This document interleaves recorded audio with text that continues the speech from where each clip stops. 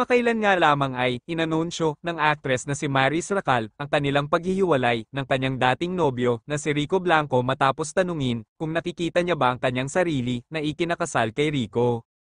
Sa press conference, hindi na napigilan ni Maris ang kanyang emosyon at inamin ang katotohanan habang may luha sa kanyang mga mata. Sinabi niyang hindi na niya kayang magpanggap at ngumiti sa bawat tanong tungkol kay Rico lalo na't alam niya ang katotohanan.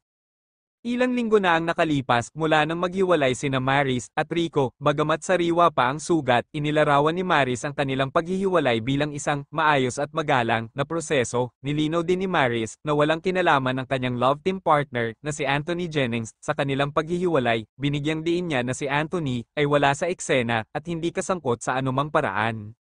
Nakiusap si Maris sa kanyang mga tagahanga na unawain ang kanilang sitwasyon dahil pareho pa rin silang nagdadalamhati ni Rico sa kanilang paghihiwalay.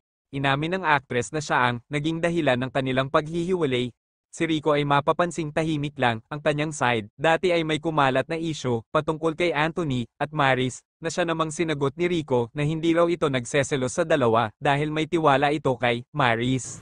Tapos na yung movie niyo ni Anthony? Ni Anthony, magsa-start pa lang kami. Ngayon nag-workshop pa lang. Workshop. And table readings. Pinaghahandaan talaga siya. Exciting talaga. Wow! Kamusta na after neto? Nagkaroon ka ng Timbay, nagkaroon ka ng Pagod Love Team, bongga ng karir mo ngayon. How does it feel? Happy ako, sir. Like, hindi ko to in-expect talaga na dadating to itong taong 2024. Hindi ko in-expect yung pagtanggap ng tao sa amin ni Jennings. So, grateful kami, grateful at saka kabila yung mga blessings na dumadating, mga